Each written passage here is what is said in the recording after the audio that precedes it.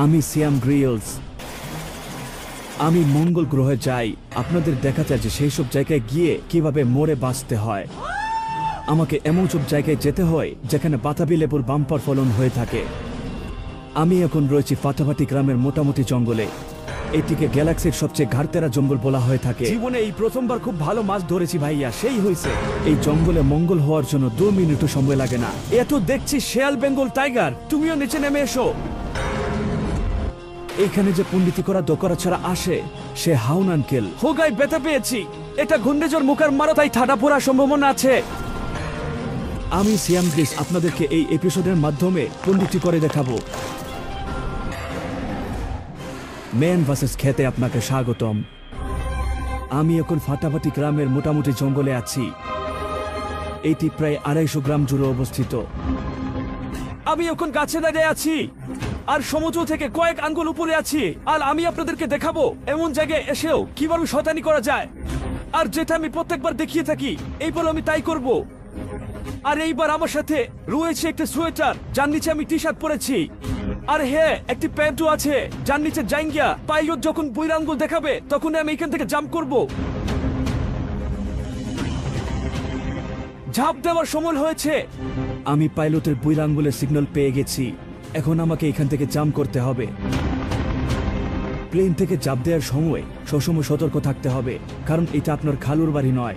এখানে একটু 19-20 হলেই 21 হওয়ার কোনো চান্স থাকবে না। 1900 সালে এক বুইরা বেড়া ঝাঁপ দেওয়ার সময় প্যারাশুটের সাথে ঘাটতেরামি করে, আর যার ফলে খাইস্টা বুইরা মারা যায়। আর তাই ঘাটতেরামি সব জায়গায় দেখাতে নেই। ওকে, চললাম।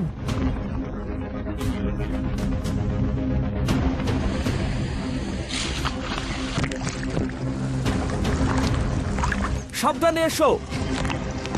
এই ধরনের পানি থেকে তাড়াতাড়ি উঠে পড়তে হয়, কারণ এখানে কুমির রয়েছে যারা আপনার খালু লাগে না। ধরতে পারলে পুঁটি মাছের মতো ঘাপুস ঘুপুস করে খাবে।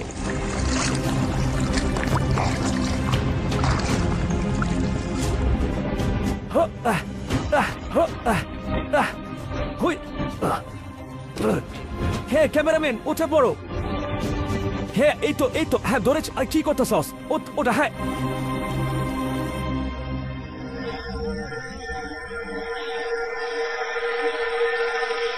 ফাটাফাটি জঙ্গলে স্বাগতম। সাদার্ন এলভস এখনো বছরে 3 ভাগ করে পড়ছে। জঙ্গলে প্রবেশের পরে আপনাকে দিক নির্ণয় করতে হবে। দিক নির্ণয় করতে না পারলে মেন কাছে ভয় ফাঁসতে হবে। দিক নির্ণয় করতে জরুরি হলেও তার থেকে বেশি জরুরি হলো চুল পাকনামি। আর চুল পাকনামি করার জন্য এই শুধুমাত্র ছুরিতে যথেষ্ট। তবে যদি আপনি সূর্যের আলোটা ভালো পান তাহলে আপনি ছায়া দিয়ে দিকটা ঠিক করে ফেলতে পারবেন। তবে আমি প্রথমেই এখানে পরিষ্কার করে নিব।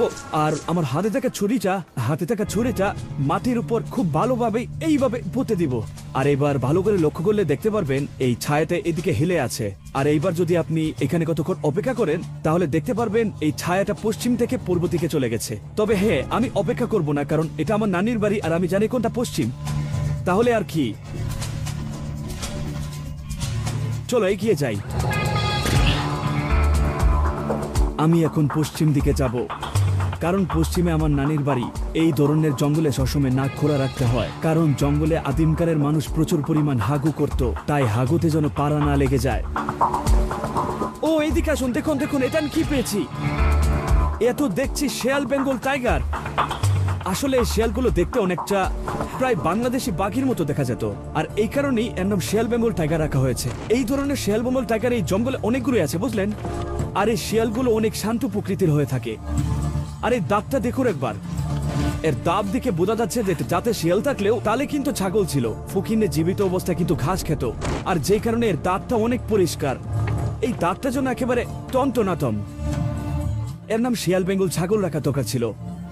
আসল ব্যাপারটা হলো এই জঙ্গলে 1900 থেকে এই জঙ্গলে কোনো রকম গরু ছাগল নাই বললেই চলে। আর বাঘ না খেতে পেরে মারা যায়। আর শিয়াল যেহেতু পণ্ডিত, তাই সে ঘাস খাওয়াটা ভালো করেই শিখে ফেলে। এই টাটকা ঘাসের হারবাল খেতে খেতে এর প্রত্যেকটা দাঁত একেবারে মজবুত হয়ে গেছে।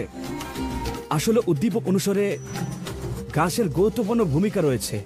ঘাস খান, দাঁত বাঁচান, যেমনটা এই শিয়াল করেছে। আসলে এখানে আমি বেশিক্ষণ থাকতে পারবো না, আর রাত হবার আগে আমাকে এটা আস্তনা বানাতে হবে, খাবারের ব্যবস্থা করতে হবে, না হলে আমার বুড়িটা অনেক ডিস্টার্ব করবে আমাকে। আসলে যাদের বুড়ি আছে তারা বুঝে ক্ষুধা লাগলে কেমন লাগে। চলো এবার যাও যাক। জঙ্গলে সার্ভাইভ করার জন্য সবচেয়ে বেশি দরকারি জিনিস হলো একটি ভালো আস্তানা। তবে সর্বপ্রথম আমাকে জঙ্গলের প্যাচ খুলতে হবে। মেয়েদের মতো ও মাই গড না করে আমাকে একটি ভালো জায়গা খুঁজতে হবে, যাতে করে ভালো করে রাত কাটানো যায়। এই জায়গাটা দেখুন, ওই জায়গাটা দেখে মনে হচ্ছে কেমন যেন একটা ফিল ইন দ্য ব্ল্যাঙ্কস, তাই না? ওইখানটাই যাওয়া দরকার। তবে এইখানে যাওয়ার পথে একটা বাধা রয়েছে, সেটা পার হতে হবে, কিন্তু কোনো উপায় দেখতে পাচ্ছি না। এমন পরিস্থিতিতে আমার কাছে দুইটা রাস্তা আছে, একটি হলো সহজ রাস্তা আর একটি কঠিন রাস্তা। আর আমি ফকিনীর নাতির মতো কঠিন রাস্তাতেই বাঁচবো আর দেখাবো কিভাবে আকাম করা যায়। কি করা চায়? এইদিকে আসো আমার সাথে, একটু সাবধানে, তাড়াতাড়ি আসো। বুঝলে আমাদেরকে এবার নিচ দিয়ে যেতে হবে। এখানে কাটা আছে, দেখে আয় রে বাবা, আও। দূর ছাই, এই নিচে তো একটা আগাছা রয়েছে, দেখতে পাচ্ছ কতটা ভয়ঙ্কর। এটা যদি একটু পায়ে ঘিথে তাহলে 14 গোষ্ঠীর মধ্যে বাপের নাম আগে বলবে, তাই সাবধানে, কিন্তু একটু দেখে শুনে। আরে এটা একেবারেই পাগলামি। আচ্ছা, এরা চুল পাগলামি। আরে বাপরে, দূর ছাই, এটা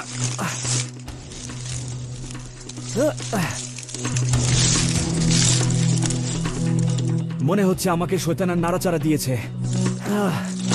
এই কাজটা সত্যি অনেক ফালতু।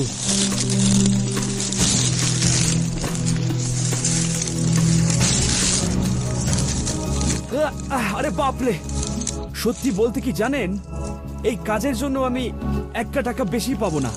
জঙ্গলে আপনি কখনো এমন ধরনের কঠিন রাস্তা বাছাই করবেন না। আর এর কারণ হলো, এমন জায়গায় যদি আপনি ফেঁসে যান তাহলে আপনার নানি বসে থাকবেন আপনাকে উদ্ধারের জন্য। আর যেহেতু নানি আপনাকে উদ্ধার করবে না, সেহেতু নানারও কোনো ঠেকা পড়ে নেই আপনাকে উদ্ধার করার জন্য। আমি মাইনকার চিবায় ফেসেছি। 1900 সাল এক মানবতার ফেরিওয়ালা ফেসবুক লাইভে মানবতা দেখাতে দেখাতে এমন জায়গায় এসে পড়ে, আর তারপর সে এমন জায়গায় ফেসে যায়, আর তারপর ব্যারিস্টার সুমন তাকে উদ্ধার করে। হে, এসে পড়ুন, আমি বেঁচে আছি, চলুন এবার যাও যাক।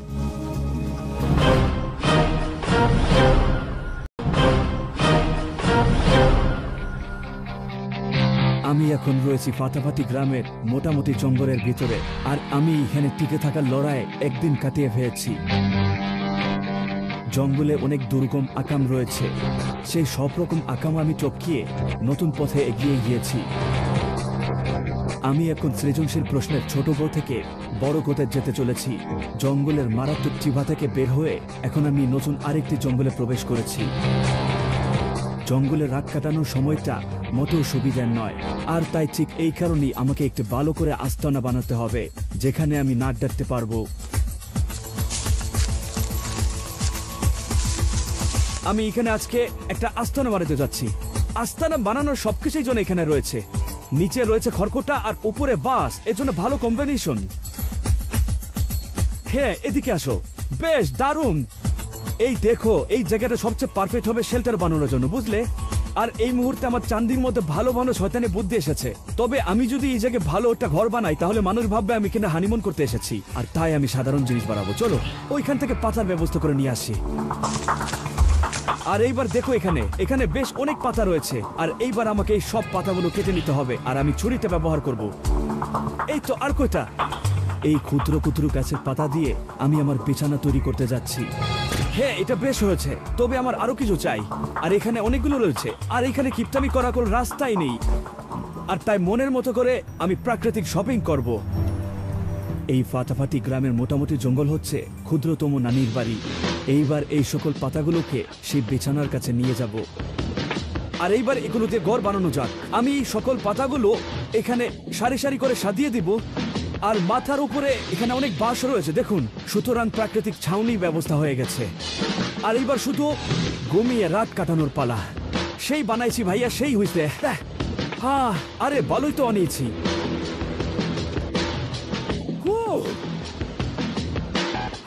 আর এবার চলো, পেটের ভিতর নারী বুঝে তিরিং বিরিং করছে। ওই পিছনে একটা নদী আছে, দেখি কিছু মাছ ধরবো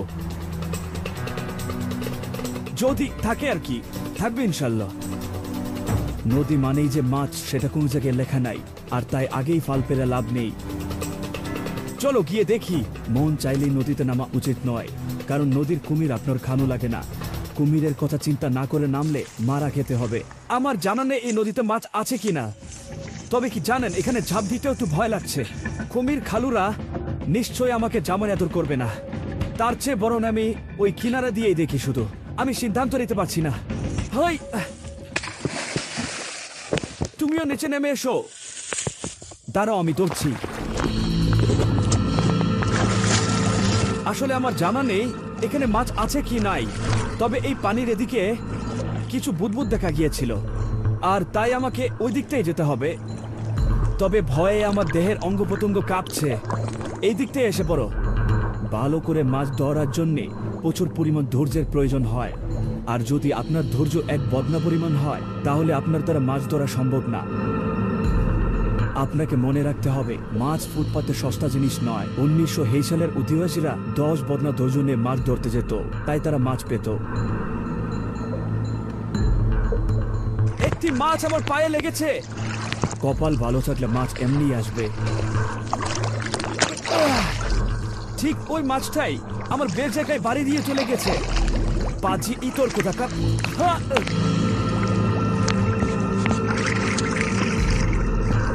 এই বদমাসটা এদিকে আছে।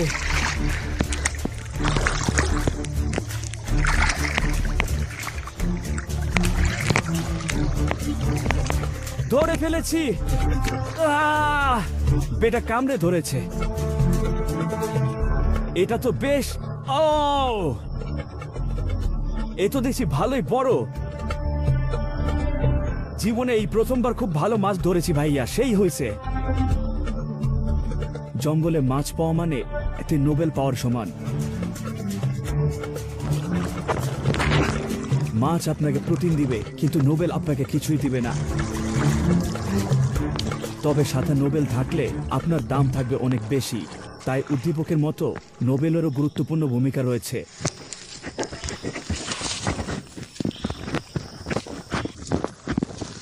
তোমাকেও ধরতে হবে নাকি? ঠিক আছে, আসো। আমরা মাছে ভাতে বান্নালি, তাই একবার মাছ পেয়ে গেলে আমরা সবকিছুই ভুলে যাই। এই মুহূর্তে আমার সবচেয়ে বেশি দরকার হলো আগুন। আমাকে এখন আগুনের ব্যবস্থা করতে হবে।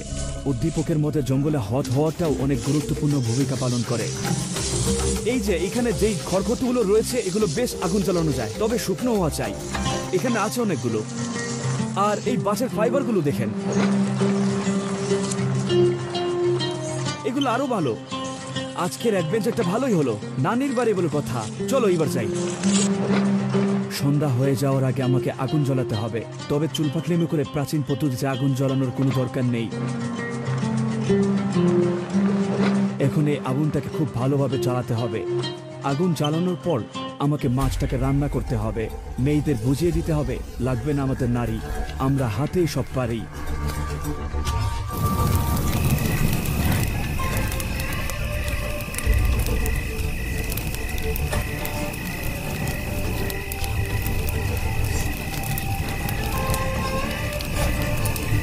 চোখের সামনে সুস্বাদু খাবার রান্না হওয়া আর সুন্দর রাত কাটানো, এই দুটাই জন্য একটি রোমাঞ্চকর ব্যাপার। এমন পরিবেশ সত্যিই চমৎকার।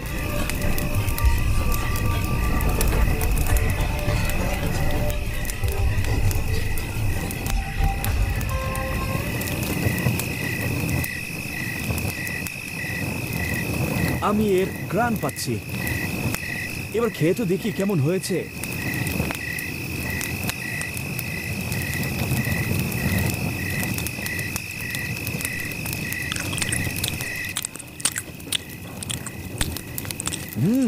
এটা তো দারুণ হয়েছে। যদিও মশলা লাগাইনি, তবু ফ্রাই হওয়ার কারণে ভালোই লাগছে। আসলে পুড়িয়ে খাওয়ার মতটাই আলাদা। আর হ্যাঁ মেয়েরা, তোমরা শুনে রাখো, তোমাদের ভাত তরকারি পোড়াও সেটা কিন্তু আবার ভালো লাগবে না। সাবধান, জামাই মারবে কিন্তু। সারাদিন আকামের পর এমন সুস্বাদু খাবার পাওয়াটা স্ক্রিপ্টের ব্যাপার।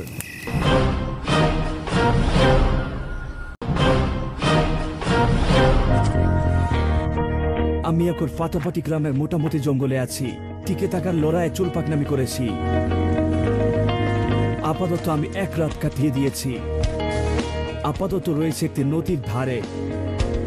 নদী ভরা জল যেন একটি রোমান্টিক দৃশ্য ধারণ করেছে। টিকটক করার জন্য এটি একটি আদর্শ একটি জায়গা।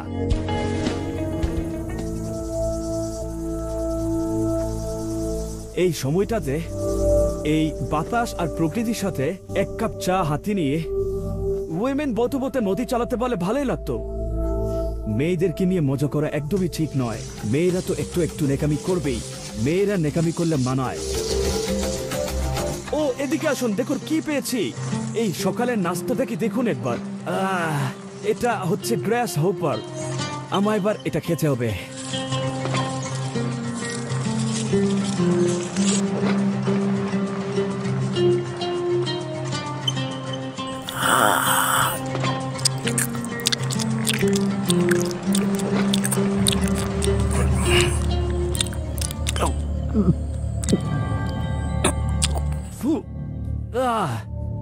ফালতু খেতে এটা।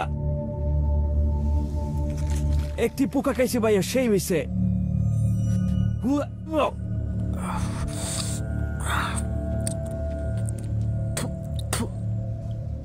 এটা খেতে অনেকটা পচা মূলার মতো। মূলা খাইছি ভাইয়া, সেই হইছে। ফাটাফাটি গ্রামের মোটামুটি জঙ্গলের আবহাওয়াটা ফকিন্নির মতো কতক্ষণ পর পর পাল্টে যাচ্ছে। আর এখন ফাটাফাটি গ্রামের মোটামুটি জঙ্গলে বাতাসের মৌসুম চলছে। এমন আবহাওয়া দেখে মনে হচ্ছে কিছুক্ষণের মধ্যে বৃষ্টি অথবা ঝড় হতে পারে। এই আবহাওয়াটা এক্স গার্লফ্রেন্ডের রূপ নিল মনে হচ্ছে। এরা সময়ের সাথে সাথে পরিবর্তন হয়ে যায়। আসলে এই দুজনকে বোঝায় অনেক কঠিন ব্যাপার। হাই লেভেলের ছলনাময়ী। বেশ, এবার এই দিকটাই দেখো, আমাদের নিচে যেতে হবে। এটা কিন্তু বৃহত্তম পাহাড়। আর এইবার আমাকে নিচে যাওয়ার জন্য লসাগু করতে হবে। আরে দূর উৎসাহে লসাগুর নিয়মটাই তো ভুলে গিয়েছি। কোন সূত্র দিয়ে কোন ক্যালকুলেশন করবো কিছু বুঝতে পারছি না। গণিত স্যারের ভিডিওটা দেখলে অনেক হাসবে।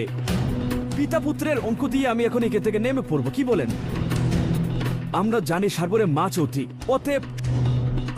অতএব সুতরাং পিতা পুত্রের চেয়ে বড়। দুঃখিত, আমি গণিত মুখস্থ করেছিলাম, বলে গিয়েছি।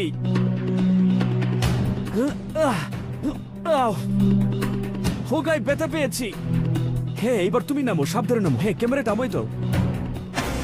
এখন যে বাতাস চলছে এটা ঘূর্ণিঝড় মুখার একটি বাতাস। আর এই বাতাসের কারণেই সব জায়গায় কম বেশি ঝড় হচ্ছে। আকাশের অবস্থা 12টা বেজেছে, আর কিছুক্ষণ পর 13টাও বাজতে পারে। তাই 14টা বাজার আগে আমাকে কিছু না কিছু একটা করতেই হবে। বাতাস যেন বেড়েই চলেছে। এখন খাঁচা ফ্যানের মতো মারাত্মক বাতাস হচ্ছে, যে কারণে সঠিক দিক দিয়ে যাওয়াটা অনেক বেশি সমস্যা হয়ে যাচ্ছে। এমন জঙ্গলে এসির মতো এত মারাত্মক বাতাস দেব কখনো আশাও করিনি। এটা ঘূর্ণিঝড় মুখার মারাত্মক বাতাস। এই দিকটায় সাবধানে আসো। আরে ওই দিকটায় দেখো, একটা নদী দেখা যাচ্ছে। আর এবার আমাদেরকে ওই দিকে যেতে হবে। এই সমুদ্রের পানিগুলোকে দেখো। এই সমুদ্রের দেবগুলো মেয়েদের মতো কমর ধুলাচ্ছে। সমুদ্রের মাঝে কমর ধুলাইয়া বন্ধুর এক গার্লফ্রেন্ড এইভাবে কমর ধুলাইতো, একেবারে এই ঢেউয়ের মতোই। আর এইবার চলো আনন্দ করা চান। এরপর আমি আর আমার ছোট ভাই ক্যামেরাম্যান এই এসির মতো মারাত্মক ঝড়কে এনজয় করলাম।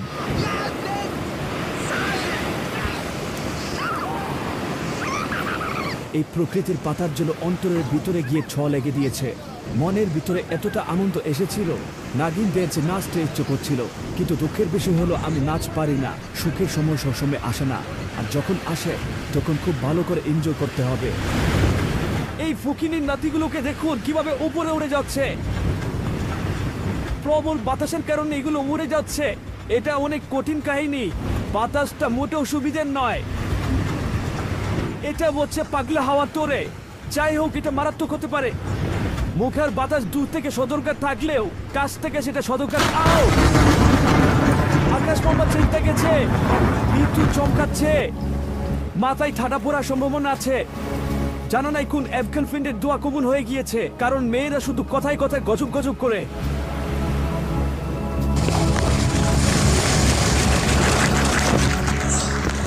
আমাকে খুব তাড়াতাড়ি সেফটি জায়গায় যেতে হবে, কারণ বিপদ কারো খানু লাগে না।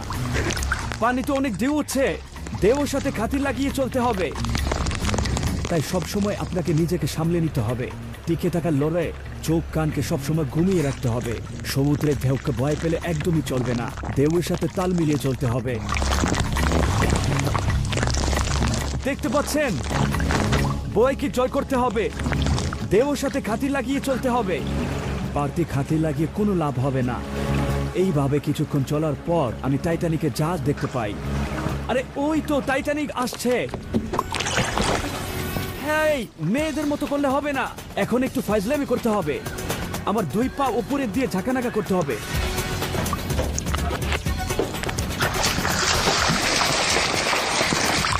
আরে বাহ, কায়দাটা কাজে লিখেছে, দেখুন আসতেছে।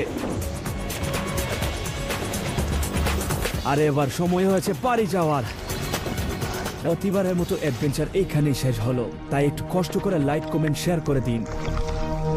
আর এই এপিসোড থেকে আমরা যা শিখতে পেরেছি তা হলো উদ্দীপকের গুরুত্বপূর্ণ ভূমিকা রয়েছে।